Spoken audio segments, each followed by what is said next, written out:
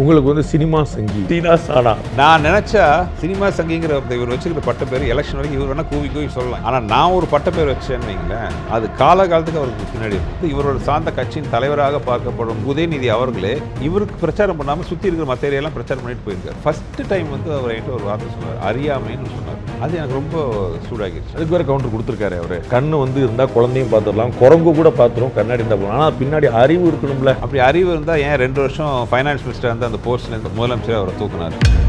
அப்படி அறிவாளியாக இருந்தால் இது வரைக்கும் மதுரைக்கு என்ன சாதிச்சிருக்காரு? நீங்கள் ஊழல் பார்த்தீங்கன்னா டேக்ஸை கம்மியாக கணக்கு காட்டி இதனால் என்ன ஆகுது, கரண்ட்டு ரெசிடென்ஷியல் கரண்ட் பில் வந்து கமர்ஷியலுக்கு போகுது. இது கார்பரேஷனுக்கு எத்தனை கோடி ரூபா லாஸ்? இது சில பேரோட பாக்கெட்டில் போய் நிரம்பிருக்கு. சில விஷயத்த சொல்லலாம், பல விஷயத்தை வெளியிலையும் சொல்ல முடியாது. நோகா வந்து அரசியலில் சீட்டு வாங்கி தேர்தல் நின்று ஜெயிச்சவங்களாம் அதை சொன்னால் புரியாது. அதனால தான் அவர் வந்து இப்படி தரக்குறைவாக வார்த்தையெல்லாம் பேசிட்டு இருக்காரு. உங்கள் தனியாக உங்கள் பேரை சொன்னால் உங்கள் தொகுதியாளர்களுக்கே தெரியல. அப்போ யார் ஜீரோ? ஒரு வாரமாக அவசரமாக குப்பையெல்லாம் அழியிருக்காரு. முக்கியமான தெரு, மேலவாசி வீதி மாதிரி முக்கியமான தெரு, ஒரு ஸ்ட்ரீட் லைட் கிடையாது. நான் அதை பற்றி பேசுகிறேன், அடுத்த நாள் காலையில் அவசரம் ஸ்ட்ரீட் லைட் மாட்டிட்டு இருக்கிறாங்க. இப்போ புதுசாக டம்மி பீஸ்ன்னு சொல்கிறாரு. நான் வச்சா எவ்வளோ பட்ட பேர் வைக்கலாம்? அந்த டம்மி பீஸ்க்கே நம்ம எவ்வளோ கவுண்ட்டு கொடுக்கலாம்? நானும் மதுரைக்காரன், நான் குரல் கொடுக்கலாம் விரும்பல. கேள்விகளை எனக்கும் அடுக்க தெரியும், ஏன்னா நானும் அரசியல்வாதி. இதில் என்ன ஒரு பெரிய காமெடின்னா, அவர் பேசுகிற நிறைய உதாரணம் பண்ணுற சினிமா டைலாக் முக்கால்வாசி ஏன் பட டைலாக் தான் அவர் ஸ்பீச்லேயே வைக்கிறாங்க. நார்மலாக அது வந்து அன்னைக்கு தானே இந்த வாய்ப்பு வந்திருக்கணும். அவங்களுக்கு கொடுக்கறதா இருந்து உங்களுக்கு மாறிச்சா, இல்லை உங்களுக்காக தான் ஆஃபர் பண்ணப்பட்டதா? அவங்கள வந்திருக்கணும் உள்ள. விஜய் வந்து திரைத்துறையின் உச்சத்தில் இருக்கும்போது வந்தார். நீங்கள் எதில் இருக்கும்போது வந்தீங்க? உங்களுக்கு விஜய்க்கு ஏதாவது உழுப்பு எதாவது இருக்கா? உங்களோட சொத்து மதிப்பாக நீங்கள் என்ன காட்டியிருக்கீங்க? எங்கள் அண்ணன் பிடிஆரோட அதிகமாக வச்சுருக்கீங்களா, கம்மியாக வச்சுருக்கீங்களா? விஜயோட கட்சி இங்கே சீன்லே இல்லை. வெங்கடேஷ் சார் எப்படி எந்த வகையில் கேட்டாலும் என்னோட பதில் ஒன்று தான். வணக்கம் அன்பு நண்பர்களே, மீண்டும் உங்களை சந்திப்பதில் மிகுந்த மகிழ்ச்சி. இன்றைய சிறப்பு நேர்காணல் நிகழ்ச்சி நம்மிடையே நமக்கெல்லாம் தெரிந்த பிரபலமான நடிகர், திரைப்பட இயக்குனர், திடீர் அரசியல்வாதி, மதுரை மத்திய தொகுதியுடைய தேசிய ஜனநாயக கூட்டணி வேட்பாளர் திரு சுந்தர் சி இருக்கிறார். அவரிடம் கேட்பு நிறைய கேட்கலாம். வணக்கம். வணக்கம் சார். மதுரை மத்திய தொகுதி அப்படின்னு சொன்னபோது நீங்கள் என்ன நினச்சிங்க? ஒரு சின்ன டவுனு, அதனால் நம்ம வந்து சின்ன ஏரியா, ஒரு 16 வார்டு, அதனால் சமாளிச்சிடலாம்னா, இல்லை பிடிஆர் பழனிவேல்ராஜனை ஹேண்டில் பண்ணிடலாம் அப்படின்னா, என்ன உங்களுக்கு மதுரை மத்தியன்னும் போது உங்களுக்கு என்ன தோணுச்சு? முதல் இம்ப்ரெஷன் என்ன வந்துச்சு? இல்லை, மதுரை மத்திய தொகுதினா ஆல்ரெடி நிறைய வந்திருக்கேன், எனக்கு தெரிஞ்ச தொகுதி. அப்புறம் சும்மா நான் வெளியூர்கார நான் இது வந்து பதில் சொல்லணுமான்றது அன்பேசிவத்தில் ஒரு நான் அந்த கேள்வி கேட்கல. அவர் உத்தம நான் பழனி, ஏன்னா ரங்கராஜ் பாண்டே சார் கூட உட்காரும்போது அதோட ரீச் அதிகம். அப்போ நான் சொல்ல வேண்டிய விஷயத்தை வந்து நான் சில விஷயத்தை சொல்லிடணும். இந்த அன்பேசிவம் படத்தில் வந்து ஒரு இடத்துல வந்து மாதவன் வந்து கமல் சாரை ப்ரெஷர் பண்ணுவார், நீ கண்டிப்பாக என் கல்யாணத்துக்கு வந்தே ஆகணும். முதல்ல கமல் சார் வரலேம்பார், நீ வந்தே ஆகணும். ஏன்னொன்னே நீ அண்ணன் மாதிரியா அப்படின்னு சொல்லுவார். ஆனால் கமல் சாருக்கு அப்புறம் ஏன் முதலே சொல்லு, இது என்ன லவ்வா அசிங்கமாக சொல்லிட்டு இருக்கிறதுக்கு அப்படின்னு சொல்லுவார். அந்த மாதிரி சில விஷயங்கள்லாம் வந்து இந்த ஒரு முன்னேறின சமுதாயத்தில் இன்னும் வந்து ஒரு பிரிவினை உண்டாக்குற மாதிரி வெளியூர்காரன் உள்ளூர்காரன், அது தன்னை படித்தவர்னு சொல்கிற ஒருத்தர் வந்து அதை சொல்கிறதெல்லாம் பார்க்கும்போது ரொம்ப ஒரு கஷ்டமாக இருந்துச்சு. இப்போ நான் வந்து என் பூர்வீகம் வந்து அப்போ ஒருங்கிணைந்த மதுரையில் இருந்த பழனி, அதனால் நானும் மதுரைக்காரன் நான் குரல் கொடுக்கலாம் விரும்பல. அது எவ்வளோ அப்படின்ட்டு சில பேர் பார்த்தீங்கன்னா இப்போ தொகுதி வந்து 10 வருஷம் கழிச்சு இப்போ வந்து சொல்லிட்டு இருக்காங்க, நானும் மதுரைக்காரன். அதெல்லாம் பார்க்கும்போது ரொம்ப ஏன் இந்த அளவுக்கு கீழே இறங்கி தான் வந்து போய் அரசியல் பிரச்சாரம் பண்ணணுமான்னு கூட தோணுது எனக்கு. பிடிஆர் பழனிவேல்ராஜனுக்கான ஒரு இமேஜ் வந்து வெளியில் ஒன்று வந்திருக்கும்ல. நீங்கள் வந்து அவரை மீடியாவில் நீங்கள் பார்க்கும்போது, ஒரு ஃபைனான்ஸ் மினிஸ்டராக பார்க்கும்போது, பிறகு வந்து ஐடி மினிஸ்டராக பார்க்கும்போது, ஓகே வெளியில் நாட்டில் போனவர், படித்தவர், வச்சவரெல்லாம் பார்த்துருவோம். அந்த இமேஜுக்கும் இன்றைக்கி கீழே கிரவுண்டில் வந்து ஆப்போசிஷன் கேண்டிடேட்டாக பார்க்குறதுக்குமான இமேஜுக்கு என்ன டிஃப்ரென்ஸ் இருக்குது? இல்லை, அந்த இமேஜ் ஃபுல்லாக உடஞ்சிருச்சுன்ட்டு தான் நான் நினைக்கிறேன். 10 நாட்களில் அந்த இமேஜ் 10 வருஷமாக வந்து வெளியில் பேசாமல், ஏன்னா இந்த களத்துக்கு வரும் பொழுதே அவரை பற்றி தெரிஞ்சவங்க சில பேர் என்கிட்ட சொன்னாங்க, அவர் பேசினாலே உங்கள் வெற்றி உறுதிங்கிற மாதிரி சொன்னாங்க. அவர் வந்து ஒரு மறைக்கப்பட்ட பிம்பமாக தான் எனக்கு தோன்றுறாரு.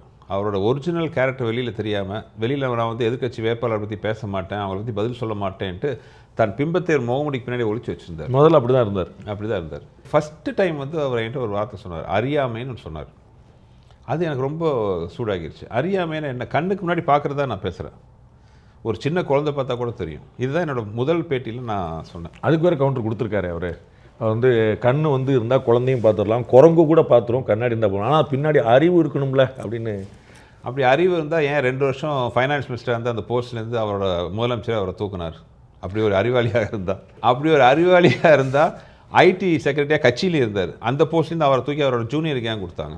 அப்படி பெரிய அறிவாளியாக இருந்தால் இது வரைக்கும் மதுரைக்கு என்ன சாதிச்சிருக்காரு? அப்படி அறிவாளியாக இருந்தால் கிட்டத்தட்ட 5,5 கோடி வந்து தமிழக அரசு கடன் வாங்கியிருக்காரு. அது பிகினிங் ஸ்டேஜில் இவர் நிதி அமைச்சராக இருந்திருக்காரு 5 வருஷத்தில் மட்டும். 5 வருஷத்தில் அந்த பிகினிங் ஸ்டேஜ் 2 வருஷம் இவர் நிதி அமைச்சராக இருந்திருக்காரு. அப்படி அறிவாளியாக இருந்தால் இதெல்லாம் ஏன் ஒர்க் பண்ணல? அப்படி அறிவாளியாக இருந்தால் இவர் ஒர்க் பண்ண ஐடி கம்பெனி, அப்ராடில் ஒர்க் பண்ண ஐடி கம்பெனிலாம் ஏன் இப்போ திவால் ஆயிருக்கு? கேள்விகளை எனக்கும் அடுக்க தெரியும், ஏன்னா நானும் அரசியல்வாதி. இது எதுக்கு இந்த தனி மனித தாக்கல்? அவர் பேசுறதெல்லாம் முதல்வர் படத்தில் கடைசியில் வைக்கிற மாதிரி கடைசியில் என்னையும் ஒரு அரசியல்வாதி ஆக்கிட்டீங்களே. இல்லை, நம்ம வந்திருக்கிறது பிரச்சனை. தொகுதியில் என்ன பிரச்சனை, தொகுதியில் மக்களுக்கு என்ன நல்லது பண்ணலான்னு பேசுறதை விட்டுட்டு அவர் ஒரு இமேஜ் கிரியேட் பண்ணி வச்சுருந்தாரு பாருங்க, அது சுக்குநூறாக உடஞ்சிருச்சு. அவர் பேசுகிற வார்த்தைகள், அவர் என்னை வந்து பட்டப்பேர் வச்சு பேசுகிறது. இப்போ புதுசாக டம்மி பீஸ்ன்னு சொல்கிறாரு. நான் வச்சா எவ்வளோ பட்டப்பேர் வைக்கலாம் உங்களுக்கு தெரியும். நீங்கள் நார்மலாக எனக்கே பட்டப்பேர் தான் வைப்பீங்க. ஆனால் அதுக்கு வரல. இன்றைக்கி டம்மி பீஸுங்கிறாரு. அந்த டம்மி பீஸுக்கே நம்ம எவ்வளோ கவுண்டர் கொடுக்கலாம். இதில் என்ன ஒரு பெரிய காமெடின்னா, அவர் பேசுகிற நிறைய உதாரணம் பண்ணுற சினிமா டைலாக்குகள் எல்லா விஷயமும் அவருக்கே தெரியல. அவர் சினிமா அவ்வளோவா பார்க்குற மாட்டாரா, இல்லோட அவருக்கு எழுதி கொடுக்குறவங்க அவர் மாட்டி வருவதுக்காக பண்ணுறாங்களா? முக்கால்வாசி ஏன் பட டைலாக் தான் அவர் ஸ்பீச்லேயே வைக்கிறாங்க. இதுவே தெரியாமல் அவர் உட்காந்து பேசிகிட்டு இருக்காரு ஒரு அறிவாளி. இவர் விஜய் வந்து நான் விமர்சிக்க மாட்டேன், அவர் வந்து நம்முடைய தம்பி அப்படின்னு நீங்கள் சொல்லியிருந்தீங்க. ஆனால் அவர் வந்து ஏடிஎம்கேவை கண்டுக்கவே மாட்டார், உங்களுடைய கட்சியை வந்து அவர் வந்து லெஃப்ட்டில் டீல் பண்ணி மற்றும் பலர் அப்படின்றார். வெங்கடேஷ் சார் எப்படி எந்த வகையில் கேட்டாலும் என்னோட பதில் ஒன்று தான். என்னுடைய பதில் மதுரை மத்திய தொகுதியை பற்றி மட்டும்தான். சரி, மதுரை மத்திய தொகுதியில் தாவேக்கா இருக்குதா இல்லை, விஜய் கட்சியோட பிரசன்ஸ் இருக்குதா இல்லையா? நான் தான் சொல்லிட்டேனே, மதுரை மத்திய தொகுதியை பொறுத்தவரை போட்டி ரெட்டைலைக்கும் உதயசூரியனுக்கும். விஜயோட கட்சி இங்கே சீன்லே இல்லை. மறுபடியும் நான் அதே தான் சொல்கிறேன், திரும்ப பேசுகிறேன். அதே தான் வருது. உங்களுக்கு விஜய்க்கு ஏதாவது உள்கூட்டு ஏதாவது இருக்கா? உள்கூத்து ஏதாவது கூட்டணி வச்சுருக்கீங்க? அவர் எவ்வளோ பெரிய இடத்துல இருக்காரு, அவர் எவ்வளோ பெரிய ஸ்டாரு. நான் ஒரு எம்எல்ஏ தொகுதியில் ஒரு வேட்பாளராக நிற்கிறேன், அவர் ஒரு கட்சியோட தலைவர், ஒரு பெரிய சூப்பர் ஸ்டார். எங்க உங்கள் கட்சியை அவர் வந்து அவர் ஒரு எல்எல்ல டீல் பண்ணுறாருன்றேன். நீங்கள் வந்து இப்போ வந்து அவங்களுக்கு ஏதாச்சும் விஜய் சாரை பற்றி அருமை தம்பி விஜய் அவர்களே அப்படின்னு அங்கேயே நிற்கிறீங்க. நான் இது என்னோட முதல் பேட்டியிலே வந்து நான் கிளியராக சொல்லிட்டேன், இந்த எலெக்ஷனை பொறுத்தவரை நான் வந்து மதிப்புக்குரிய விஜய் அவர்களை பற்றி அவரை பற்றியோ அவர் கட்சியை பற்றியோ நான் எந்த விஷயம் பேச மாட்டேன். திரு சீமான் வந்து சொல்கிறார், இந்த சினிமாக்காரங்க பின்னாடி போகிற பழக்கத்தை நிறுத்துங்க, அது வந்து ஒரு பெரிய ஒரு கிரேஸாக வந்து நிற்க. சீமான் கட்சி வளர்க்குறதுக்கு படாத பாடு போகிறார். விஜய் கட்சி ஆரம்பித்து உள்ளே ஃபுல்லாக இன்டர்வியூ கொடுக்குறாரு. அப்போ வந்து எப்போ நான் ஒரு லட்சியம் பேசிகிட்டு இருக்கேன், சித்தாந்தம் பேசிகிட்டு இருக்கிறேன், நீங்கள் என்ன சினிமாக்காரன் பின்னாடி போயிட்டு இருக்கிறீங்க அப்படிங்கிற ஒரு ஆதங்கம் எப்படி பார்க்குறீங்க? அது சீமானோட பிரச்சனை. சீமானே சினிமாலேருந்து வந்தவர் தானே. அப்போது அவரோட மூலமும் அவரோட ஆதி மூலமும் பார்த்தீங்கன்னா சினிமா தான். தன்னைத்தானே அவர் பேசுகிற மாதிரி ஆகிடும். நீங்கள் ஏன் வம்பு கேட்குறீங்க? சீமானே என்னோட நண்பர். யார் தான் உங்களுக்கு நண்பர் இல்லை? நீங்கள் இதில் வச்சு நீங்கள் வந்து விட்டா நீங்கள் வந்து ஸ்டாலின் என்னோட நண்பர் தான், உதயநிதி நண்பர் தான் சொல்லிடுறீங்க. இப்போ நாங்கள் என்ன தான் பண்ணுறது? நண்பர்கள் எல்லாம் தான் களத்தில் நின்னாச்சுல, அது வந்து களத்தில் நிற்காத வரைக்கும். சார், சினிமான்னு இல்லை, சினிமாவாகட்டும், ஒரு வாகன ஓட்டுநராகட்டும், ஆட்டோ ஓட்டுநராகட்டும், விவசாயி ஆகட்டும், மீனவ பெருமக்கள் ஆகட்டும், சலவை தொழிலாளர் சகோதரர்களாகட்டும், யாராக இருந்தாலும் அதுதான் அவங்க தொழில். நீ இந்த தொழில் பார்க்குற ஒரே காரணத்துக்காக நீ அரசியல் வரக்கூடாதுன்னு யாருமே யாரும் தடுக்க முடியாது. இப்போ ரங்கராஜ் சார் வந்து நாளைக்கு வந்து ஒரு அரசியலுக்கு வந்தீங்கன்னா ஊடகவியாளர் பின்னாடிலாம் போகக்கூடாதுன்னு நான் சொல்ல முடியுமா? இது உங்கள் தொழில். அப்புறம் சினிமாக்காரனை திட்டுறது பார்த்தீங்கன்னா வெளியாளுகள் இல்லை, சினிமாக்காரன் தான் அதிகமாக பேசுவான், திட்டுவாங்க. ஸோ இது எனக்கு புரியாத விஷயம். சினிமாக்காரன் என்ன கொள்ளை, உங்களுடைய பாப்புலாரிட்டியை நீங்கள் வந்து மிஸ் இல்லை. சினிமாக்காரங்க கொள்ளை. அப்போது எத்தனையோ மதுரை மத்திய தொகுதியுடைய நாம் தமிழர் கட்சி வேட்பாளர் பேர் நிறைய பேருக்கு தெரியாது, தாவேக்காவுடைய வேட்பாளர் பேர் நிறைய பேருக்கு தெரியாது. ஆனால் வந்து உங்களுடைய பேர் சுந்தர்சி மதுரை மத்தியில் நிற்கிறாருன்னா தமிழ்நாட்டில் 234 பேருக்கும் தெரியும். பாப்புலாரிட்டியோ ஏதோ ஒரு வகை பாப்புலாரிட்டிங்கிறது நீங்கள் என்ன, இப்போது என்னை எதிர்த்து நிற்கிறார் இங்கே எதிர்கட்சி வேட்பாளர், அவரோட பாப்புலாரிட்டி என்ன? அவர் எதிர்த்து தான் நீங்கள் நிற்கிறீங்க. சரி, அவர் நம்ம எதிர நிற்கிறார், படுத்திட்டு போத்தனா போத்திட்டு படுத்தாரு, 2 ஆனால் நான் கேட்குறது என்னென்னா, அவர் என்ன அவர் 20 வருஷம் வந்து கஷ்டப்பட்டு வெவ்வேறு அரசியல் பணியெல்லாம் பண்ணி வந்தாரா?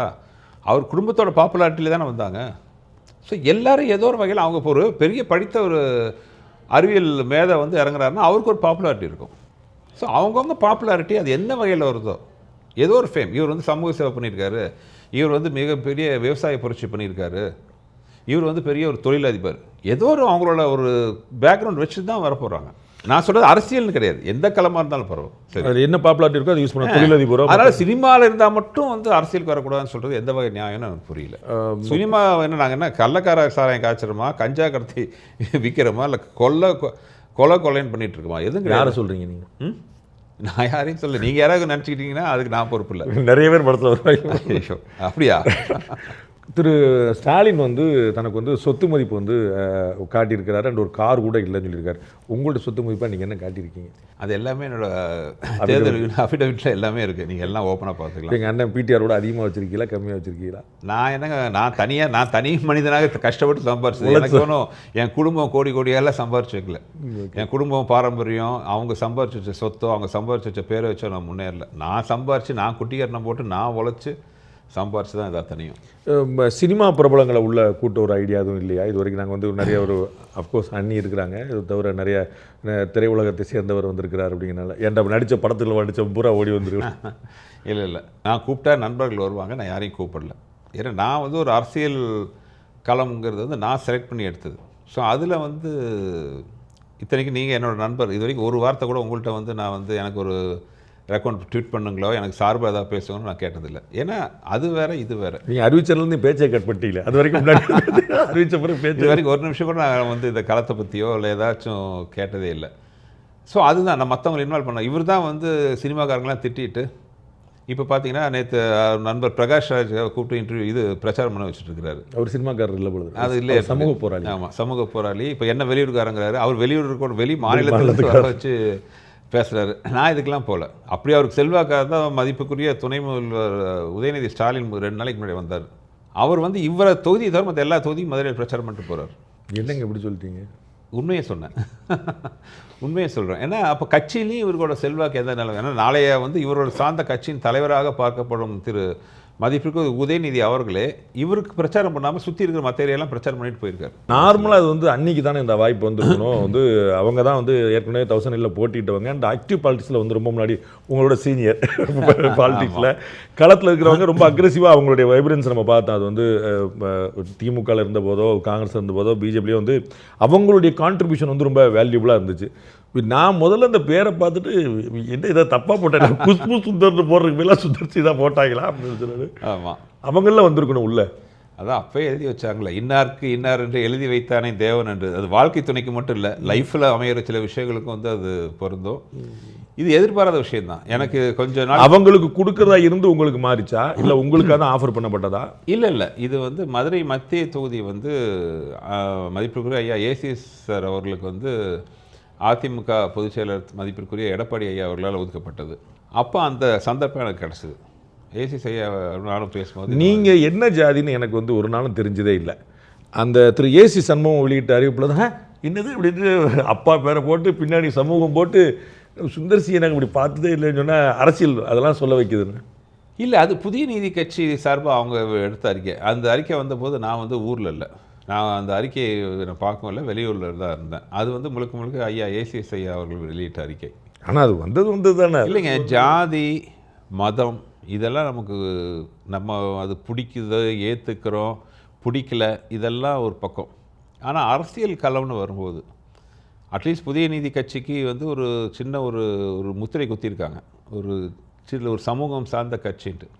ஆனால் நாங்கள் சமூகத்துக்கு ஜாதி இல்லை மதம் இல்லைன்னு சொல்கிற எல்லா கட்சிகளும் எல்லா தொகுதியிலையும் கிட்டத்தட்ட 95% தொகுதியில் வந்து அவங்க ஜாதியோ மதத்தையோ பார்த்தா வந்து வேட்பாளர் நிறுத்துகிறாங்க. ஸோ நம்ம தேர்தல் அரசியல் நிலைமை வந்து அப்படி தான் இருக்குது. இது எல்லாமே மாறும்போது தான் நம்ம தனிப்பட்ட முறையில் யாரையும் குறை சொல்ல முடியுங்கிற நிலைமை இப்படி இருக்குது. இப்போ அண்ணி என்ன சொன்னாங்க நீங்கள் கேட்டுட்டோன்னே? நானாக பாரு உடம்பு பூரா சூடு போட்டிருக்கேன், உனக்கு எதுக்கு இந்த வேலை அப்படின்னாங்களா இல்லை வாங்க நிற்போம் அப்படின்னாங்களா? இல்லை, அவங்களுக்கு என்னோட உண்மையான ஒரு கேரக்டர் தெரியும். அதாவது இப்போ நம்ம நிறைய தடவை நம்ம மீட் பண்ணியிருக்கோம். நீங்கள் என்கிட்ட சினிமா பற்றி கேட்டதில்லை, ஆனால் உங்கள்கிட்ட நான் அரசியல் பற்றி கேட்டுகிட்டே இருப்பேன். சினிமா பற்றி கேட்டால் சான்ஸ் கேட்குறேன்னு நினச்சிருக்கீங்களோன்னு பயத்திலே. ஸோ எனக்கு அரசியலில் வந்து விருப்பம் ரொம்ப அதிகம். ரொம்ப அதில் ஒரு மன வருத்தம்லாம் நிறைய இருந்துச்சு. உண்மையாக சொல்ல போனால் உங்களை மாதிரி விஷயம் தெரிந்த நபர்களும் அரசியலுக்கு வரணும். எல்லாருமே நிறைய விஷயம் தெரிஞ்சவங்க, இல்லை ஒரு ஆற்றாமை இருக்கிறவங்க, உண்மையாகவே உழைக்கணும்னு ஆசைப்படுறவங்க எல்லாருமே வந்து இது வேண்டாப்பான்னு தள்ளி நின்று வேடிக்கை பார்க்குற சூழ்நிலை தான் இருக்குது. இப்போ நான் வந்து உண்மையாக சொல்ல போனால் இப்போ நான் அரசியலுக்கு வந்து இனி நான் சம்பாதிக்கணும்னு அவசியம் கிடையாது. நான் இதை விட வந்து நல்ல சினிமாவில் பார்த்தீங்கன்னா ஒரு நல்ல இடத்துல இருக்கேன், நல்ல பெரிய ஒரு வருமானம் ஈட்டக்கூடிய பொசிஷனில் தான் இருக்கேன். அதை விட்டுட்டு இங்கே வரணும்னு நினைக்கிறது, நான் பார்த்த சில சம்பவங்கள் அது எனக்கு கொடுத்த ஒரு மனக்காயங்கள். அப்புறம் பார்த்தீங்கன்னா ஒரு அரசியல் பின்புலம் இல்லாமல் நீங்கள் பேசுனீங்கன்னா எல்லாரும் உங்களை பாயிறாங்க. அதாவது ஒரு சமூகத்தில் நடக்கிற விஷயத்தை வந்து சொன்னாலே தப்புங்கிற மாதிரி வந்து சினிமாக்காரனுக்கு என்ன வேலை, நீ வேலையை மட்டும் அது ஒன்று இருக்குது. அதே நீங்கள் ஒரு அரசியல் களத்தில் வந்து நிற்கும்போது, ஒரு அரசியல் கட்சியோட பேக்ரவுண்டில் நிற்கும் பொது விஷயங்களை ஓப்பனாக பேச பொது விஷயங்களை ஓப்பனாக பேசலாம், நம்ம நினைக்கிறத ஓப்பனாக பேச முடியுது. ஸோ இது மாதிரி பல விஷயங்கள் வந்து ஆல்ரெடி வந்து குஷுக்கு என்னோட கேரக்டர் தெரியும், அவங்களுக்கு தெரியும். ஸோ எனக்கு இந்த சந்தர்ப்பம் வந்தாலும் அவங்களுக்கு அதை பற்றி ஆச்சரியமும் இல்லை. மேபி அவங்களோட ரியாக்ஷன் பார்த்து அவங்க ரொம்ப நாள் அதை எதிர்பார்த்த மாதிரி தான் இருந்துச்சு. நமக்கு முன்னாடி எம்எல்ஏ படுத்துறது நாங்கள் எம்பி ஆக்கி விட்டுருவோம் வேண்டி அவ்வளோ. குஷ்பு அவர்களை வந்து விமர்சிக்கும் போது உங்களுடைய மனைவிங்கனால அடிஷனலாக அவங்க சும்மாவே அதிகமாக விமர்சனத்துக்குள்ளாருவாங்க. நான் வந்து இன்றைக்கி பல பேர் விமர்சனத்துக்குள்ளாகும்போது சொல்லுவேன், நான் வந்து அடிக்க சொல்லுவேன் அவங்க சந்திக்காத விமர்சனமாங்க அப்படின்னு சொல்லி நான் சொல்லுவேன். நிறைய கட்சி மாறினவங்க அப்படின்னு அவங்கள வந்து டிஎம்கேல இருந்தாங்க, காங்கிரஸ் இருந்தாங்க, பிஜேபியில் இருந்தாங்க அப்படிங்கிறது அதை எப்படி எதிர்கொள்கிறீங்க? இல்லை, அதுக்கான ரீசன்ஸை வந்து அவங்களே சொல்லிட்டாங்க. அப்புறம் வந்து ஒரு திமுகவில் இவர் இருந்துட்டு வந்து கட்சி மாறதை பற்றி விமர்சிக்கிறதுக்கு இவருக்கு என்ன, இந்த வார்த்தையே சொல்கிறேன், யோகியதை இருக்குன்னு நான் தெரியல. திமுகவில் இருக்கிற மந்திரிகள் நீங்களே கணக்கு போட்டு பாருங்கள், எத்தனை பேர் வந்து திமுகவிலே இருந்தவங்க. 33% இடஒதுக்கீடு ஏடிஎம்கே தான் கொடுத்துருக்காங்க அங்கே. ஸோ அப்படி ஒரு கட்சியில் இருந்துக்கிட்டு இவர் வந்து சொல்கிறதுக்கு இவருக்கு என்ன இது இருக்குன்னு தெரில. அதுக்கப்புறம் ஒரு குடும்ப பின்னணியில் இருந்து வந்துட்டு அவருக்கான கதவுகள் ஈஸியாக திறக்கப்பட்டது. ஆனால் குஷ்பு மாதிரி ஒரு தனிப்பட்ட பெண்மணி ஒரு கட்சிக்குள்ளே அவங்களோட போராட்டம், அவங்க சந்தித்த சவால்கள்லாம் வந்து சில விஷயத்தை சொல்லலாம், பல விஷயத்தை வெளியிலையும் சொல்ல முடியாது. அதெல்லாம் இந்த மாதிரி வெறும் குடும்ப பின்னணியில் வந்து லண்டன்லேயும் அமெரிக்காலையும் 25 வருஷம் படிச்சுட்டு நோகா வந்து அரசியலில் சீட்டு வாங்கி தேர்தல் நின்று ஜெயிச்சவங்களுக்குலாம் அதை சொன்னால் புரியாது. அதனால தான் அவர் வந்து இப்படி தரக்குறைவாக வார்த்தையெல்லாம் பேசிகிட்டு இருக்காரு. உங்களுக்கு வந்து சினிமா சங்கி அப்படின்னு வந்து ஒரு பட்டம் கொடுத்து நல்லா இருக்குல்ல, சீனா சானா அப்படின்னு. சீனா சானா எனக்கு என்ன காமெடினா, நான் நினச்சா சினிமா சங்கிங்கிற இந்த இவர் வச்சுக்கிற பட்ட பேர் எலெக்ஷன் வரைக்கும் இவர் வேணால் கூவி சொல்லலாம், இவரை தவிர யாரும் சொல்ல. ஆனால் நான் ஒரு பட்ட பேர் வச்சேன்னு வைங்களேன், அது காலகாலத்துக்கு அவருக்கு பின்னாடி இருக்கும். அதனால தான் நான் அவாய்ட் பண்ணுறேன். சொல்லியிருக்கல, வேண்டாம், சொல்ல மாட்டேன் சொல்லி இல்லை, எத்தனையோ பேர் வைக்கலாம். அதெல்லாம் எனக்கு என்ன, நான் ஒரு பேரை வச்சுன்னா அவர் வாழ்நாள் ஃபுல்லாக அந்த பேர் அவருக்கு நிலைக்கும். அப்படி வைக்க முடியும் என்னால். ஒன்று அவர் அளவுக்கு திறந்தாழ்த்தி பேச நான் தயாராக இல்லை. நான் இங்கே தனிப்பட்ட தாக்குதலுக்காக வரல. அவர் மறுபடியும் பயத்தில் உட்காந்து பேட்டிக்கு பேட்டி இன்றைக்கெல்லாம் ஏதோ டம்மி பீஸ்னெல்லாம் சொல்லியிருக்கிறாரு. நீ என்ன வேணாலும் சொல்லிக்கோங்க, எப்படி வேணாலும் பேசுங்க. இவர் எவ்வளோக்கு எவ்வளோ பேசுகிறாரோ அந்த அளவுக்கு அவர் கீழே இருக்கிறாரு, என்ன ஒசுத்துறாரு. இப்படி தான் நான் நினச்சி எடுத்துக்கிறேன். இவர் எதிர்கட்சி வேறுபாடு வந்து எப்படின்னா, வா இப்போ கிட்டத்தட்ட தான் எடப்பாடியார் சொன்ன மாதிரி தான், வா ஏரியாவுக்கு வாங்குறாரு. நானும் ஓகே அமைதியாக சிரித்து பார்த்துட்ருக்கேன் நான். ஏன்னா அவர் எழுதி கொடுக்குறவங்க யாருன்னு தெரில, எங்களுக்கு 100 கவுண்டர் கொடுக்குற மாதிரி எழுதி கொடுக்குறாங்க ஈஸியாக. அதாவது ஒரு பயங்கர சவாலான ஒரு ஸ்பீச்சாக இல்லை, அவர் பேசுகிற ஒவ்வொரு வரைக்கும் என்னால் 100 கவுண்டர் கொடுக்க முடியும். அந்த மாதிரி தான் அவங்க எழுதி கொடுக்குறாங்க. இவரும் பாவம் ஆரம்பத்துலேருந்து ஒரே ஒரு ஸ்பீச்சை மட்டும் ரெடி பண்ணி வச்சுக்கிட்டு மனப்பாடமாக அதையே சொல்லிட்டு இருக்காரு. வெற்றிடம் 1-2 பாயிண்ட்டுக்கு தான் நான் பதில் சொன்னேன். உதாரணத்துக்கு என்ன ஜீரோனாரு நான் மதுரையில் ஒவ்வொரு 2-3 மீட்டிங்கில் பேசினேன். தியாகராஜன்கிறவர் யாருக்காவது தெரியுமான்னு கேட்டேன். என்ன 0-0ன்னு சொன்னார். நான் வந்து கூட்டத்தை பார்த்து நான் கேட்டேன், தியாகராஜன் யாருன்னு தெரியுமான்னு கேட்டபோது யாருக்குமே தெரில. அப்போ அவருக்கு பின்னாடி அவங்களோட பரம்பரை பேர் இனிஷியல் எல்லாம் போட்டு பாருங்கள். இப்போ தெரியுது நாங்கள், என் பேர் சுந்தர்சி, உங்களுக்கு தெரியுமா? சுந்தர்சி தெரியும் நாங்கள். அதுதான் நான் சொன்னேன். நான் என் தனி காலில் நான் உழைத்து சம்பாதித்து, நான் மட்டும் இல்லை என் முன்னோர்களும் சொல்கிறேன். இதே பழனியில் எங்கள் பாட்டி, எங்கள் அப்பாவோட அம்மா இட்லி கடை போட்டு, தெருவில் இட்லி கடை போட்டு அவங்களோட 4 பசங்களை படிக்க வச்சாங்க. அதுக்கப்புறம் கூட அந்த வறுமை மீறிலாமல் எங்கள் அப்பா போய் மிலிட்ரியில் இராணுவத்தில் போய் சேர்ந்து அங்கே வேலை செஞ்சு, அதுக்கப்புறம் கவர்மெண்ட் சர்வீஸில் சேர்ந்து, அப்படி தான் நான் வளர்ந்தேன். நான் 5ஆவது பையன், மிடில் கிளாஸ் தான். அப்பா ரிட்டையர் ஆன சமயத்தில் அக்காக்கெல்லாம் கல்யாணம் ஆச்சு. குடும்பம் கொஞ்சம் கம்மி நிலைமையில் இருந்ததுனால சென்னைக்கு போய் நான் குட்டிக்காரன் அடித்து போராடி சம்பாரித்து இப்போ 4 பேருக்கு தெரிகிற இடத்துல இருக்கேன். ஸோ தலை அஜித் சொல்கிற மாதிரி ஒவ்வொரு வினாடியும் நானே செதுக்கினது. நான் வந்து குடும்ப பின்னணியெல்லாம் வச்சுட்டு நான் வரல. அதனால தான் நான் சொன்னேன், இப்படி வந்து சுந்தர் சிங்கிற ஒரு பேரை நான் க்ரியேட் பண்ணியிருக்கேன். உங்கள் பேரை சொன்னால் உங்கள் தொகுதியாளர்களுக்கே தெரில. அப்போ யார் ஜீரோ? நானா ஜீரோ? அஜித்துடைய பட டைலாக் சொன்னீங்க, விஜய் பட டைலாக் ஏதாவது ஒன்று சொன்னீங்க. என்ன திடீர்னு வர மாட்டேங்குதா? ஒரு தடவை முடிவு பண்ணிட்டேன், என் பேச்சு நானே கேட்க மாட்டேங்கிற மாதிரி எலெக்ஷனில் இறங்கணும்னு முடிவு பண்ணிட்டேன். சில பேர் அது வேணான்னு சொன்னாங்க. பட் திரு விஜய் அவர்கள் சொன்ன மாதிரி ஒரு தடவை முடிவு பண்ணிட்டேன், என் பேச்சை நானே கேட்க மாட்டேன்னு மதுரையில் வந்து. குஷ்பு அவருடைய கான்ட்ரிபியூஷன் உங்களுடைய எலெக்ஷன் ஒர்க்கில் என்னவா இருக்குது? அவங்களும் ஃபீல்டை பார்த்தவங்க, ஆக்டிவ் பாலிட்டிக்ஸை பார்த்தவங்க, நிறையா ஊராக பிரச்சாரம் பண்ணவங்க.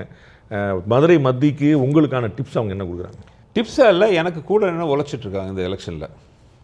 ஏன்னா வந்து இப்போ இந்த தொகுதியை பொறுத்தவரை பார்த்திங்கன்னா நான் ஒரு பக்கம் என்னோடய பிரச்சாரம் போயிட்டுருக்குன்னா ஏன்னா அவங்க வந்து உங்களுக்கு தெரியும் பிஜேபியில் வந்து தேசிய லெவலில் செயற்குழு உறுப்பினராக இருக்காங்க. அது போக தமிழ்நாட்டில் வந்து ஸ்டேட் வைஸ் பிரசிடெண்ட்டாக இருக்காங்க.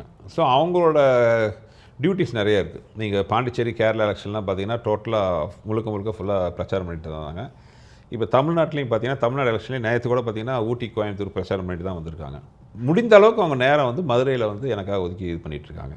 ஸோ இதுதான் அவங்களோட பங்களிப்பு கிரவுண்டில் போகிறாங்க. மற்றபடி வந்து அட்வைஸ் எல்லாம் வந்து எந்த காலத்துலையும் வந்து நான் அவங்களுக்கு கொடுத்ததில்லை, அவங்க எனக்கும் கொடுத்ததில்லை. உங்களுக்கு அதிக கூட்டம் வருதா, அவங்களுக்கு அதிக கூட்டம் வருதா? அவங்க மீட்டிங் நான் இன்னும் பார்க்கல, எனக்கு நிறையா கூட்டம் வருது அவங்க மீட்டிங். ஏன்னா என்ன பிரச்சனைனா இந்த தேர்தல் பிரச்சார வேலைகள் பார்த்தீங்கன்னா 24 hour ஜாபாக இருக்குது. ஸோ இப்போ நாட்டில் எனக்கு என்ன நடக்குதுன்னு கூட தெரியாது. தெளிய வச்சு அடிப்பாயில. நான்லாம் வந்து பயங்கர கிரிக்கெட் ஃபேன். எந்த அளவுக்குன்னா நான் படிக்கிற காலத்தில் வந்து கிரிக்கெட் பார்க்கறதுக்காக வந்து பரீட்சைகள்லாம் கட்டடிச்ச அனுபவம்லாம் இருக்குது. நீங்களுமா? ஸோ அப்படிப்பட்ட நான் வந்து இப்போ ஐபிஎல் மேட்ச் நடக்குது. ஐபிஎல்லில் என்ன நடக்குதுன்னு கூட எனக்கு தெரியாது. சென்னை சூப்பர் கிங்ஸ் என்ன விளையாடுறாங்க, எத்தனை மேட்ச் விளையாண்டாங்க, எவ்வளோ ஜெயிச்சாங்க, தோத்தாங்க. டெல்லிக்கும் சென்னைக்கும் தான் போட்டின்னு வேறு சிஎம் சொல்லியிருக்கிறாரு. அப்படியா? இப்போ டெல்லி அணிக்கும் சென்னை அணிக்கும் தான் போட்டி அப்படின்னு பிஜேபிக்கும் தமிழ்நாட்டில் டிஎம்கேங்கிறத அப்படி சொல்கிறார். அப்போ தமிழ்நாடு ஐபிஎல் டீமாக பார்க்குறாரு அவர். முன்னாள் முதலமைச்சர் திரு எடப்பாடி வந்து உங்களுக்காக பிரச்சாரம் பண்ணும்போது உங்கள் பட்ட டைலாக்கே ஒன்று எடுத்து விட்டார். அது அது அது எதிர்பார்த்தீங்களா? அது ரொம்ப இல்லை, அது வந்து ரொம்ப ஒரு சந்தோஷமான இனிமையான தருணம். ஏன்னா அந்த ஸ்டேஜில் கிட்டத்தட்ட நாங்கள் வந்து அன்றைக்கி 10 வேட்பாளர்கள் நின்றுருந்தோம். சீனியர் மோஸ்ட் அண்ணன் செல்வராஜ் சார் முதற்கொண்டு திரு ஆர்பி உதயகுமார் முதற்கொண்டு நல்லா சீனியர்ஸ்லாம் இருந்த போது வந்து அவர் என்னை பற்றி குறிப்பிட்டு அது என்னோடய படத்தில் வந்த ஒரு சீனை பற்றி குறிப்பிட்டு அதுக்கு மக்கள்கிட்ட அவ்வளோ பெரிய வரவேற்பு வந்தபோது பார்க்கும்போது ரொம்ப சந்தோஷமாக இருந்துச்சு. அது தனிப்பட்ட முறையில் அவரை பார்க்கும்போது ரொம்ப தேங்க்ஸ் பண்ணேன். பிடிஆர் மேலே என்ன அதிருப்தி இருக்குதுன்னு நினைக்கிறீங்க மக்களுக்கு? அவர் களப்பணி செய்யலாங்க, இந்த கிரவுண்ட் ஒர்க் என்னங்கிற சொன்னீங்க. அவர் மேலே ஏதாவது ஒரு நெகட்டிவ் இம்பாக்ட், ஒரு ஆன்டிகமென்சி அவர் மேலே இருக்காங்க? அவர் என்ன மாமனா மச்சான அதிருப்தி வர்றதுக்கு? அவர் ஒரு தொகுதி உறுப்பினராக, தொகுதி சட்டமன்ற உறுப்பினராக, தொகுதி மக்களோட பிரதிநிதியாக தொகுதிக்கு வரணும். மக்கள்கிட்ட வந்து அப்பப்போ மக்கள்கிட்ட இன்ட்ராக்ட் பண்ணணும், தொகுதியில் என்ன பிரச்சனைன்னு தெரியணும். நான் லாஸ்ட் 5 இயர்ஸாக அவர் என்ன சொல்கிறாங்கன்னா, அவர் வந்து ஏற்கனவே ஜெயிச்சவர், தொடர்ந்து ஜெயிச்சவர், எங்களுக்குலாம் வந்து காசு கொடுக்காம ஜெயிச்சவர் அப்படின்லாம் சொல்கிறாங்க. அவரை அவர்கிட்ட உள்ள ஆன்டிகமென்சி, அவர் மேலே இருக்கக்கூடிய அதிருப்தியாக நீங்கள் என்ன பார்க்குறீங்க? வர்றதில்ல, நாட் ரீச்சபிள். மெயின் விஷயமே அதானே. உங்களுக்கு தொகுதிக்கு வந்தால் தான் நாங்கள் என்ன பிரச்சனை தெரியும். நான் போகிற எல்லா கூட்டத்திலையும் நான் கேட்குறேன். அவரோட வீடு இங்கே தாங்க இருக்குது. இது வரைக்கும் 20-25 வீடு இருக்குது. ஆனால் உங்களை பார்க்க முடியணும்ல. இதே ஊர் வீட்டில் இருந்துட்டு நீங்கள் பார்க்க முடியாமல் நாட் ரீச்சபிள் இருந்தால் என்ன பிரயோஜனம்? டெவலப்மெண்ட் அப்படின்னா நீங்கள் எப்படி அதை வந்து டீகோட் பண்ணுவீங்க? முன்னோக்கி பார்க்குறது. அதான் இப்போ நீங்கள் ஒரு திட்டம் ஒரு 5 வருஷம் கழிச்சோ இல்லை 10 வருஷம் கழிச்சோ நம்ம கொண்டு வர ஒரு திட்டம் எந்த ஸ்டேஜில் இருக்கும் அதை பார்க்கணும். இப்போ சென்னையில் நீங்கள் பார்த்தீங்கன்னா இப்போ நம்ம மத்திய கைலாஷில் ஒரு மேம்பாலம், அவ்வளோ டிராஃபிக் கன்ஜஸ்டான ஏரியா. அதுக்கு பின்னாடி அந்த கிண்டி ஹாஸ்பிட்டலுக்கு எதிரில் ராஜ்பவனுக்கு முன்னாடி ஒரு மேம்பாலம் இருந்துச்சு. அந்த மேம்பாலத்தை ரெண்டையும் ஒரு 5 அடி 2 பக்கம் டெவலப் பண்ணியிருந்தா, ஒரு 2-வே மேம்பாலமாக பண்ணியிருந்தா எவ்வளோ டிராஃபிக் கன்ஜெஷன் ஃப்ரீ பண்ணியிருக்கலாம். ஆனால் அது எதை பற்றி யோசிக்காமல் அன்னைக்கு தீர்வாக ஒரு மேம்பாலத்தை கட்டுறாங்க. ஒரு விஷயத்தை பண்ணனா அது மினிமம் ஒரு 10 வருஷத்துக்கு முன்னோக்கி பார்க்குற திட்டமாக இருக்கணும். அதுதான் நான் டெவலப்மெண்ட்டுன்னு சொல்கிறேன். அன்னன்னைக்கு பிரச்சனைக்கு பண்ணுறது வந்து ஒரு நல்ல அரசாங்கத்துக்கு அழகு கிடையாது. நீங்கள் டெவலப்மெண்ட் பற்றி நிறையா நீங்கள் சொல்கிறீங்க, அண்டு புகார்களையும் நம்ம பெருசாக அடுக்குறீங்க. அதில் நீங்கள் மதுரையில் நடக்கக்கூடிய கார்ப்பரேஷன் ஊழல் நடந்தது, நீங்கள் வந்து அதை வந்து நீங்கள் மென்ஷன் பண்ணிடுறீங்க பல இடங்களில். ஆனால் பிரச்சனை என்னென்னா, ஆக்ஷன் எடுத்ததும் இந்த கவர்மெண்ட் தானே. அது வந்து மேயருடைய கணவரே இருக்கிறாங்க, மற்றவங்களாம் இருக்கிறாங்கன்னு சொல்லும்போது அவங்க ஆக்ஷன் எடுத்தாங்கிறத பார்க்கக்கூடாது. அந்த இடத்துல முதல்ல நின்றுவீங்க. ஆக்ஷன் எப்போ எடுத்தாங்க? இங்கே இருக்கிற சோலைராஜாங்கிற ஒரு கவுன்சிலர் இந்த ஊழலை வெளியில் கொண்டு வந்தார். பட் அந்த கரப்ஷனில் இன்வால்வ் ஆனதெல்லாம் யார்? அது வரைக்கும் தன்னை வந்து ஒரு கை சுத்தம்னு சொல்லிகிட்டு இருக்கிற ஒரு ஆளுங்கட்சி அமைச்சர், அவரோட ஆட்கள் தான் வந்து ராஜினாமா பண்ணுறாங்க. அந்த மேயர் யார்? மேயரோட கணவர் வந்து அரெஸ்ட் ஆகிருக்கார். அந்த மேயரோட கணவர் யாரோட ஆள்? இல்லை, அவருக்கும் அமைச்சர் மூர்த்திக்கும் ரிஃப்ட்லாம் தெரிஞ்ச விஷயம் தான். இங்கே அப்புறம் அந்த மேயர் ரிசைன் பண்ணாங்க. பட் அந்த மேயர் மேலே என்ன நடவடிக்கை எடுத்தாங்க? நிலைக்குழு உறுப்பினர்கள், மண்டல உறுப்பினர்கள் நிறைய பேர் வந்து ரிசைன் பண்ணியிருக்காங்க. அவங்க மேலே என்ன ஒரு தப்பு பண்ணியாச்சு, அவங்க மேலே நடவடிக்கை எடுக்க வேணாமா? அவங்க ரிசைன் பண்ணால் அவங்க வந்து குற்றமற்றவர்களா? அப்போ அந்த 200 கோடி ஊழல் பண்ணது யார்? அந்த மேயரோட கணவர் அரெஸ்ட் செய்யப்பட்டார். 2 மாதம் ஜாமீன், 2 மாதம் உள்ளே இருந்தார், ஜாமீனில் வெளியில் சுற்றிட்டுருக்கார். இன்னொருத்தர் லட்சுமணன் ஒருத்தர், அவருக்கும் இப்போ இருக்கிற இந்த அமைச்சருக்கும் என்ன சம்மந்தம்? சம்மந்தம் இல்லையா? அவர் லண்டனில் ஃபாரினில் எங்கேயோ தலைமறைவாக ஜாலியாக சுற்றிட்டு இருக்காரு. ஜெய் பாலாஜின்னு ஒருத்தர், அவர் ஒரு வலது கையாக சில பேர் இருக்கிறவர், அவர் வந்து ஜெயிலுக்குள்ளே போயிருக்கார். ஸோ இந்த குற்றத்தோட பின்னணி என்ன? எத்தனாயிரம் கோடி ஊழல் பின்னாடி இருக்குது. இதுக்கெல்லாம் கனெக்டிங் பாயிண்ட் பிடிஆர் நினைக்கிறீங்களா? நான் சொல்லலை, ஆனால் அதை பற்றி நான் கேள்வி கேட்டால் அதை பற்றி பதிலும் சொல்லலை. நான் கேட்குறேன், இந்த கார்ப்பரேஷன் ஊழலில் இத்தனை 200 கோடி ரூபா, என்னை பொறுத்தவரை 200 கோடி is a tip of the iceberg. அதுக்கு கீழே பலாயிரக்கணக்கான கோடி ரூபா ஊழல் இருக்குங்கிறது முன்னாடி கேள்விப்படாத இருக்கும். டூப்ளிகேட்டாக பில்லை போட்டு தனியாக ஒன்று வசூல் பண்ணி வேறு ரேட்டு போட்டு இப்போ உள்ளெல்லாம் உள்ளே இறங்கி பார்த்தீங்கன்னா இப்படி தான் எல்லா ஸ்கீமும் நடந்திருக்கு. நீங்கள் ஊழல் பார்த்தீங்கன்னா டேக்ஸை கம்மியாக கணக்கு காட்டி, இதனால் என்ன ஆகுது, கரண்ட்டு ரெசிடென்ஷியல் கரண்ட் பில் வந்து கமர்ஷியலுக்கு போகுது. இது கார்ப்பரேஷனுக்கு எத்தனை கோடி ரூபா லாஸ். இது சில பேரோட பாக்கெட்டுக்குள்ளே போய் நிரம்பியிருக்கு. இதை பற்றி தகவல் யாருக்கும் தெரியல. 2 மாதத்துக்கு முன்னாடி அவசரமாக வந்து முதலமைச்சர் அவர்களை கூட்டு வந்து அவசரமாக வந்து ஒரு கூட்டு குடிநீர் திட்டத்தை ஆரம்பிக்கிறாங்க. இப்போ மதுரையில் அது ஒரு பெரிய பிரச்சனை போயிட்டுருக்கு. 40% முடித்த வேலையை வச்சு அவசரமாக எலெக்ஷன் வருதுங்கிறதுக்காக அந்த குடிநீர் திட்டத்தை ஆரம்பிச்சிருக்காங்க. நிறைவேற்ற முடிவடையாத பணிகள்னால் என்ன ஆகுது, அங்கங்கே பைப் லைன்லாம் பஸ்ட் ஆகி தண்ணியெல்லாம் சாக்கடையாக வந்து தரையில் ஓடிட்டுருக்கு. ஒரு நாளைக்கு 24 மணி நேரம் வர வேண்டிய தண்ணி ஒரு நாளைக்கு 1 மணி நேரம் 2 மணி நேரம் வருது. இதில் இந்த ட்ரைனேஜ் வாட்டர்லாம் வேறு மிக்ஸ் ஆகி கழிவு நீர்லாம் கலந்து உள்ளே வருது. இது எலெக்ஷனுக்காக. இல்லை, அதில் வந்து கவர்மெண்ட்டோட செயல்பாடு சரியில்லைன்றீங்களா, இல்லாட்டி பிடிஆரோட இன்வால்மெண்ட் இருக்குன்றீங்களா? பிடிஆர் தானே கவர்மெண்ட்டில் இருக்கார், அவர் தானே இந்த தொகுதி அமைச்சராக இருக்கிறாரு. அப்போ அவர் எப்படி ரெஸ்பான்சிபிலிட்டி எடுத்துக்க முடியாமல் இருக்கும்? ஒன்றும் இல்லை, இப்போ ஒரு வாரமாக இப்போ நீங்கள் மதுரை ஏரியாலாம் சுற்றி பார்த்தீங்கன்னாலே தெரியும். ஒரு வாரமாக அவசரமாக குப்பையெல்லாம் அள்ளிட்டுருக்காங்க. நான் டெய்லி சுற்றுறேன், அவசரமாக குப்பை எல்லாத்தையும் நான் ஃபோட்டோ ஆதாரத்தோடு தான் காட்டிகிட்ருக்கேன். எதுவுமே ஆதாரம்லாம் காட்டல, அவசரமாக குப்பையில் அள்ளிட்டுருக்காங்க. நேற்று நான் போகிறதுக்கு முன்னாடி இன்றைக்கி நான் போயிட்டு வந்த பிறகு ஆமாம் ஃபோட்டோவில் தான் காட்டிகிட்ருக்கேன். முக்கியமான தெரு, மேலவாசி வீதி மாதிரி முக்கியமான தெரு, சச் அ இம்பார்ட்டன்ட் ஸ்ட்ரீட், அவ்வளோ வியாபார தலங்கள் இருக்கிற ரோட்டில் ஒரு ஸ்ட்ரீட் லைட் கிடையாது. நான் அதை பற்றி பேசுகிறேன், அடுத்த நாள் காலையில் அவசரம் ஸ்ட்ரீட் லைட் மாட்டிகிட்டு இருக்கிறாங்க. அப்போ இவரோட சாதனையாக வந்து என்ன சொல்கிறாரு, நான் வந்து மீனாட்சி அம்மன் கோயில் சுற்றி இருக்கிற இன்ஃப்ராஸ்ட்ரக்சர் பற்றி பேசுகிறேன். ஏற்கனவே 2 டாய்லெட் இருந்துச்சு, நான் 3 டாய்லெட் கட்டியிருக்கேன்ட்டு ஒரு மினிஸ்டர் அவரோட சாதனையாக சொன்னார். ஓகே, அந்த டாய்லெட் நிலமை தண்ணி இல்லை, எந்த வித ஒரு மெயின்டெனன்ஸ் எதுவுமே இல்லை. இப்போ அதை பற்றி நான் பேசுகிறோன்னே அவசரமாக நீங்கள் இப்போ போய் பார்க்கலாம், அவசரமாக சிமெண்ட்டெல்லாம் பூசி தண்ணியை ஊற்றி அவசரமாக டாய்லெட் ரெடி பண்ணிட்டுருக்காங்க. அவசரமாக பார்த்தீங்கன்னா எல்லா சந்திலையும் பார்த்தீங்கன்னா இங்கெல்லாம் ஓட்டை இருக்கும், அதெல்லாம் வந்து இப்போதைக்கு டெம்பரரியாக போட்டு மூடுவாங்க பார்த்தீங்களா, சும்மா ஜல்லிக்கெல்லாம் போட்டு அந்த மாதிரி வந்து அவசரமாக கார்ப்பரேஷன் இருக்குது. இதை கடந்த 5 வருஷமாக பண்ணியிருந்தா இதெல்லாம் பேசவே தேவையில்லையே. இதில் மாப்பிள்ளை யார், சட்டை யாரோடது உங்களுக்கு தெரியாது எதுவும் இல்லை.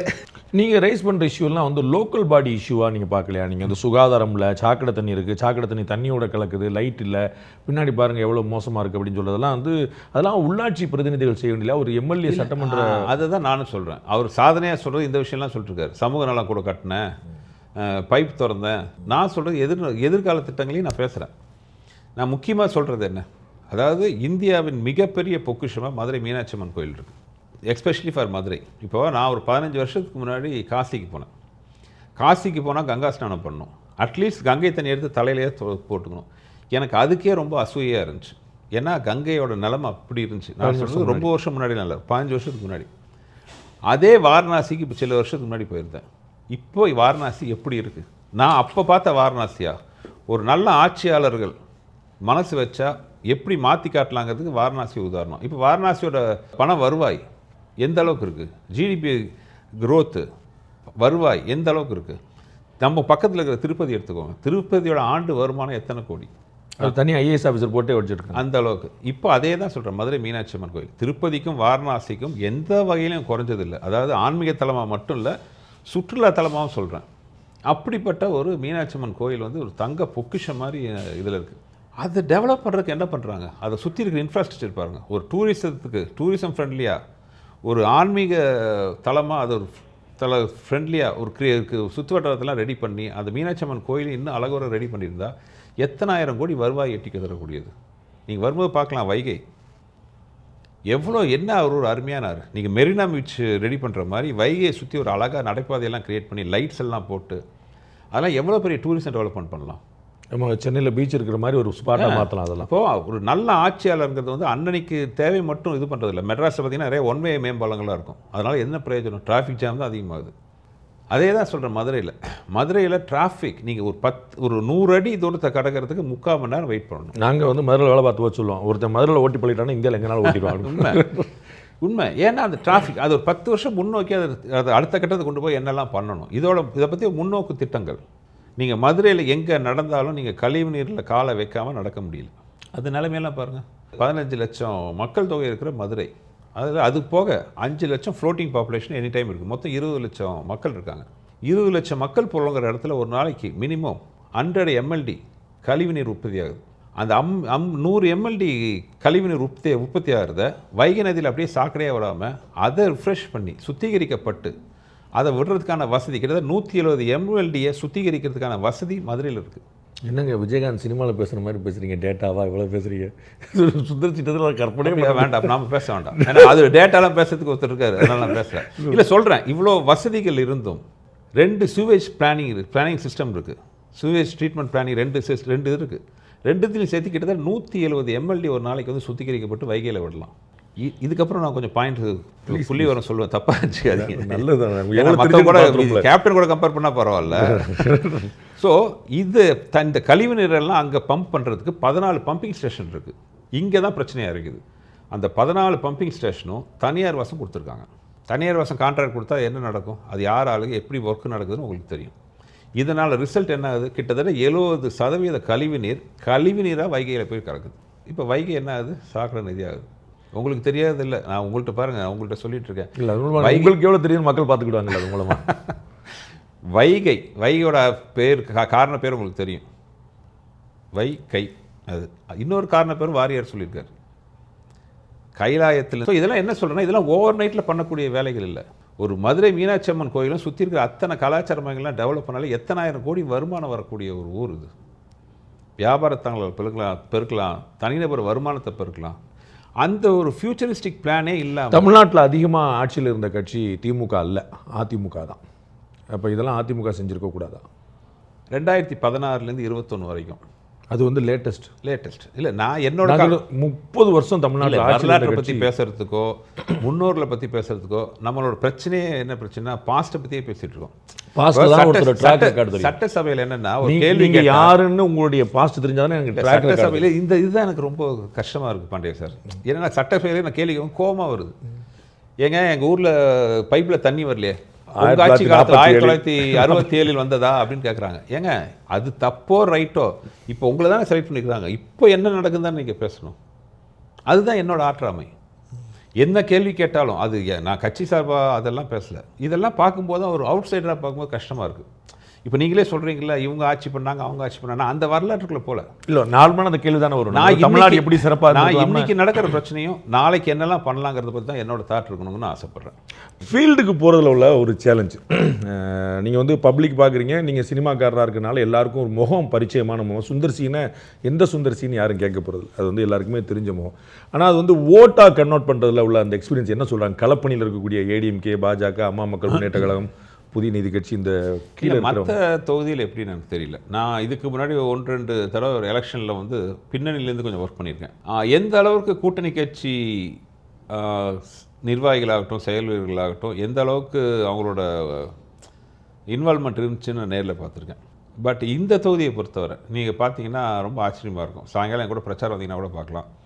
எல்லா கூட்டணி கட்சியும், அது அதிமுக ஆகட்டும், பிஜேபி, பாரதிய ஜனதா ஆகட்டும், அம்மா மக்கள் முன்னேற்ற கழகமாகட்டும், எல்லாருமே பார்த்தீங்கன்னா ஒரு ஒற்றுமையாக வந்து ஒரு வேகமாக ஒர்க் பண்ணுறாங்க. ஸோ அந்த வகையில் பார்க்கும்போது இது வந்து கூட்டணி கட்சி எல்லாருமே ஒரு உத்வேகத்தோடு இருக்காங்க. ஏன்னா வெற்றியை நோக்கிய ஒரு பயணமாக எல்லாருக்கும் ஒரு தோணுது. மக்களை பார்க்கும்போது ஒரு சந்தோஷமாக இருக்குது. இப்போ நான் ரெட்டையிலேன்னு கையை தூக்கிறதுக்கு முன்னாடி எல்லாருமே அந்த சந்தோஷமாக கையை தூக்குறாங்க. ஒரு ஆன்டி இன்கம்பல்சிவே இந்த தொகுதியில் ரொம்ப அதிகமாக இருக்கும்னு தோணுது. டபுள் ஆன்டி இன்கம்பல்சியாக பார்க்குறீங்களா? ஒன்று கவர்மெண்ட்டுக்கு ஒன்று, அப்புறம் லோக்கல் கேண்டிடேட்டுக்கு ஒன்று. கவர்மெண்ட்டை விட கேண்டிடேட் மேலே ரொம்ப அதிகமாகவே இருக்குது. ஏடிஎம்கே திரும்ப ஆட்சிக்கு வந்தால் என்ன செய்யணும் அப்படின்னு நினைக்கிறீங்க? நீங்கள் வந்து நீங்கள் சொன்ன மாதிரி ஒரு திடீர்னு பாலிடிக்ஸ் உள்ள என்ட்ரி ஆன ஆளாக முக்கியமான ஒரு விஷயம் என்னென்னு ஆசைப்பட்றேன்னா, மத்திய அரசும் மாநில அரசும் சேர்ந்து இயங்கும் பொழுது ஏகப்பட்ட நல்ல ஸ்கீம்ஸ் தமிழ்நாட்டு கொண்டு வர முடியுங்கிற நம்பிக்கை எனக்கு இருக்குது. Double engine Sarkar definitely. என்னென்னா ஒன்றும் இல்லை, இப்போ 2018-21 எலெக்ஷனில் இது அந்த அதிமுக ஆட்சி காலத்திலேயே இப்போ மதுரையில் பார்க்குற நிறைய பாலம் இப்போ இவங்க திறந்து வச்சுட்ருக்காங்க. ஆனால் மதுரையில் பார்க்குற எத்தனையோ நல்ல நல்ல ஸ்கீம்ஸ் எல்லாம் பார்த்தீங்கன்னா அந்த பீரியடில் ஸ்மார்ட் சிட்டி இதில் வந்தது தான். அந்த ஹெரிட்டேஜ் டெவலப்மெண்ட் ஜோனுங்கிற சிறப்பு இது வேறு மதுரைக்கு இருக்குது.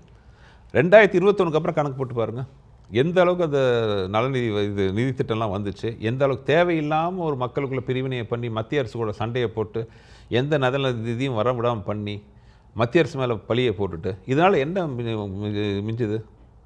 மக்களுக்கு எந்த நல்ல விஷயம் நடக்காமல் தான் இருக்குது. நான் சொல்கிறேன், நான் ஆக்சுவலாக வரும்போது வாக்காளர்களை ரோடாக போய் நடந்து போய் பார்க்கணும் ரொம்ப ஆசைப்பட்டேன். ஆனால் ரோட்டில் நடக்கும்போது என்னால் அவங்கள பார்க்கவே முடிய மாட்டேங்குது. குண்டும் குழியுமாக ரோடு, அதில் சாக்கடை, எங்கே தடுக்கி விழும்போனே பயமாக இருக்குது. அட்லீஸ்ட் வண்டியில் ஏறி போகலான்னு பார்த்தா வண்டி குலுங்கில் பேக்கெல்லாம் போய் அதை நான் காமெடியாக சொல்லிட்டு இருந்தேன். இனிமேல் வாக்காளர்களை வாக்கிங் ஸ்டிக்கோடு தான் போய் நான் பார்க்கணுன்ட்டு அந்த நிலைமையில தான் இருக்குது ரோடெல்லாம். அதை தான் அதெல்லாம் மாற்றணும்னு நீங்கள் நினைக்கிறீங்க? இதெல்லாம் ரொம்ப பேசிக் பாண்டே சார். நான் சொல்கிறது ரொம்ப இப்போ நீங்கள் ஃபஸ்ட்டு ஒரு கேள்வியிலே கேட்டீங்க, இது ரொம்ப அடிப்படையான விஷயம். இதையே பண்ணாமல் இருக்காங்க. இப்போ வேறு ஏதாச்சும் நீங்கள் எத்தனையோ தொகுதியில் போயிருப்பீங்க, எங்களுக்கு அது ஃபேக்ட்ரி கொண்டு வாங்க, அதை கொண்டு வாங்க, இந்த இன்வெஸ்ட்மெண்ட் கொண்டு வாங்கலாம் கேட்பாங்க. மதுரை மத்திய தொகுதியில் பொறுத்தவரை வாக்காளர்கள் கேட்குறது முதல்ல அவங்க கேட்கறது அவங்களோட அடிப்படை பிரச்சனைகளை தீர்வு. ரோடு கொடுங்க, தன் குடிநீர் வசதி கொடுங்க, சாக்கடை கழிவுநீர் அநியாயத்துக்கு பார்த்தீங்கன்னா ரோட்டில் ஓடினா சாக்கடையிலையும் ஓடுறது பிரச்சனை, அது ஒரு பக்கம். தெருவில் ஓடுது கொஞ்சம். அன்றைக்கி ஒரு வாரத்துக்கு முன்னாடி ஒரு அரை மணி நேரம் மழை பெஞ்சுது, வீட்டுக்குள்ளெல்லாம் போகுது. இதை விட கொடுமை குடிக்கிற தண்ணியிலையும் எல்லா சீவேஜ் லைனெல்லாம் டேமேஜ் ஆகி குடிக்கிற தண்ணிக்குள்ளேயும் உள்ளே வருது. ஸோ ஃபஸ்ட்டு இந்த அடிப்படை பிரச்சனையை தீர்க்கணும், டிராஃபிக் பிரச்சனையை தீர்க்கணும். அதுக்கப்புறம் எந்த அளவுக்கு ஜிடிபி எல்லாம் பெருக்கலாம், அதெல்லாம் எவ்வளோ நல்லது பண்ணலாம். அரசியலில் வரக்கூடிய எல்லாருக்குமே ஒரு பெரிய முக்கியமான ஐடென்டிட்டி, அந்த ரோல் மாடல் எம்ஜிஆர் வந்தார் நின்னார் பண்ணார் அப்படின்ட்டு. உங்களுக்கான ரோல் மாடலாம் நீங்கள் உங்களை எங்கே பொருத்தி பார்க்குறீங்க? இல்லை, நான் எப்பவுமே நீங்கள் ஆரம்ப கால படங்கள் எல்லாத்துலேயும் பார்த்தீங்கன்னா எல்லா இடத்துலையும் ஒரு தலைவர் எம்ஜிஆர் இருப்பார். நான் அவரோட மிகப்பெரிய ஃபேன். நான் பல பேட்டிகள் இப்போ அதிமுக வேட்பாளராக நிற்கிறேங்கிறதுக்காக நான் சொல்கிறேன். என்னோடய பல பேட்டிகளில் சொல்லியிருக்கேன். என்னோடய எல்லா படங்களையும் பார்த்தீங்கன்னா ஏதாவது ஒரு இடத்துல எம்ஜிஆர் அவர்களுடைய ஸ்டில்லோ ஒரு சாங்கோ வரும். நான் அவரோட மிகப்பெரிய ஒரு ஃபேன். உங்களை எங்கே பொறுத்திருப்பாங்கன்னா அவரை கணக்கு தான் மதுரையின் எம்ஜிஆர். நான் ஒவ்வொரு ஸ்பெச்சலையும் நிறையா பேசிகிட்டு இருக்கேன், அவரை பற்றி நிறையா பேசியிருக்கேன். எவ்வளோ உதாரணம் சொல்கிறேன். அவருடைய பாடல்களாகட்டும், அவர் நடந்துக்கிட்ட விதமாகட்டும், முக்கியமாக அவரோட பல கேள்விகளில் ஒரு கேள்வியாக ரொம்ப புகழ்பெற்றதை அடிக்கடி நான் சொல்லுவேன். முடியாதுன்னு சொல்கிறதுக்கு 100 காரணம் சொல்கிறீங்களே, முடியுங்கிறதுக்கு ஒரு காரணம் கூட சொல்ல முடியாதான்னு கேட்டார்.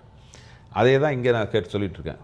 இந்த கழிவுநீர் பிரச்சனை, பேசிக் பிரச்சனையை தீர்க்க முடியாமல் இருக்கிறதுக்கு 100 காரணம் நம்ம இந்த தொகுதி எம்எல்ஏ அமைச்சர் சொல்லிட்டுருக்காரு. இதெல்லாம் முடிக்கிறதுக்கு ஒரு சிம்பிளாக ஒரு ஈஸியான காரணம் தெரியாதா? 5 வருஷம் இவ்வளோ பெரிய அறிவாளி, இவ்வளோ பெரிய படிப்பாளி எல்லாம் சொல்லிட்டுருக்காரு. இப்போ 10 நாளாக பார்த்தீங்கன்னா எனக்கு திட்டுறது மட்டும்தான் வேலை. ரொம்ப நன்றி சுந்தர்சி. உங்கள்கிட்ட பாலிடிக்ஸ் பேசுகிறது ரொம்ப இன்ட்ரெஸ்டிங்காக இருக்குது. நம்ம ஆஃப் த ரெக்கார்டாக நிறைய பேசியிருக்கோம். ஆனால் நேரில் பேசுகிறது ரொம்ப இன்ட்ரெஸ்டிங்கான விஷயம். உங்களுடைய அரசியல் முகத்தை பார்க்குறதுக்கு ரொம்ப இன்ட்ரெஸ்டிங்காக ஃபேசினேட்டிங்காக இருக்குது. உங்களோட நேரத்துக்கு பயன்படுறது உங்கள் நல்ல நோக்கம் நிறைய வாழ்த்துக்கள். தேங்க்யூ.